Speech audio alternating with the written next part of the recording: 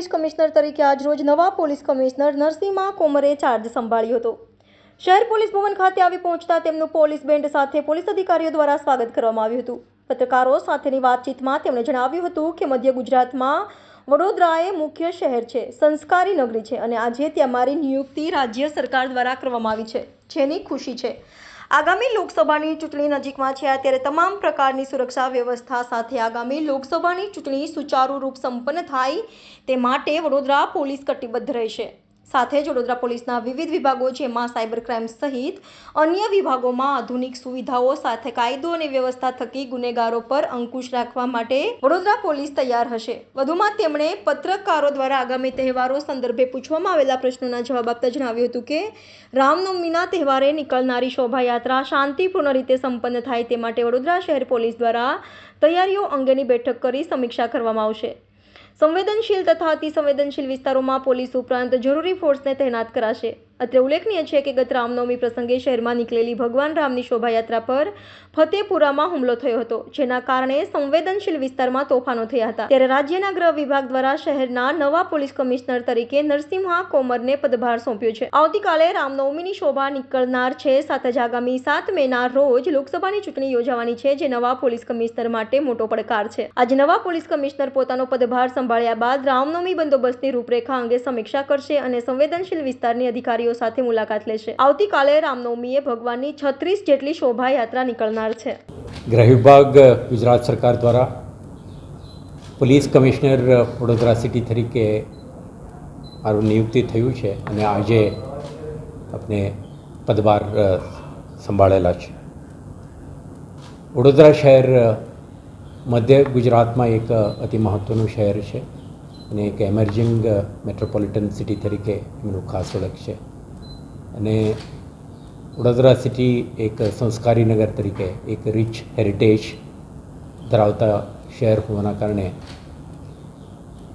રાજ્યના એડમિનિસ્ટ્રેટિવ સિસ્ટમમાં ગુજરાત માટે વડોદરા સિટી એક મહત્ત્વનું શહેર છે।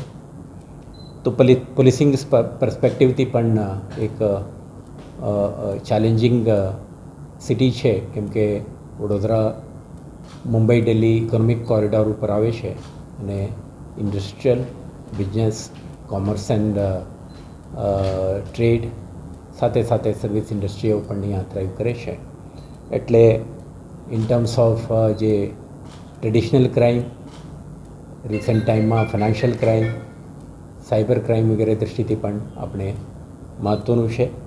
આ પોલીસિંગ ચેલેન્જીસ સામે કરવા માટે વડોદરા શહેર પોલીસ એકમ એક સક્ષમ એકમ છે અને આ એકમનું લીડરશિપ સંભાળવાની મને એક તક મળ્યું છે। આપણે આવતા દિવસોમાં બેસિક પોલીસિંગ અને જે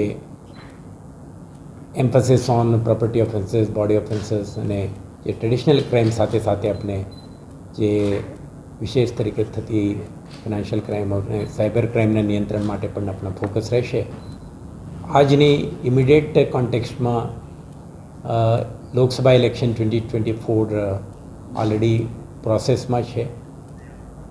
નોમિનેશન ફાઇલ કરવાની પ્રક્રિયા શરૂ થઈ ગયું છે, એટલે મોડલ કોડ ઓફ કન્ડક્ટ આખા પીરિયડમાં ઇલેક્શન કમિશન ઓફ ઇન્ડિયાના જે માર્ગદર્શી સૂચનાઓ છે, ગાઈડલાઇન્સ છે, તે મુજબ એક નિષ્પક્ષ, પાર્ટિસિપેટરી અને પીસફુલ ઇલેક્શન સંપન્ન થાય તે માટે વડોદરા પોલીસ સક્રિય રહેશે અને મને વિશ્વાસ છે આપણા પોલીસિંગ ઇનિશિયેટિવ માટે શહેરજનો આપણે સંપૂર્ણ સહકાર અને સાથ આપશે અને જે કંઈ શહેરના સુરક્ષા, સલામતી અને નાગરિકોના વેલબિંગ માટે આપણે ઇનિશિયેટિવ લઈશું, આમાં પ્રજાજનો તરફથી આપણે સંપૂર્ણપણે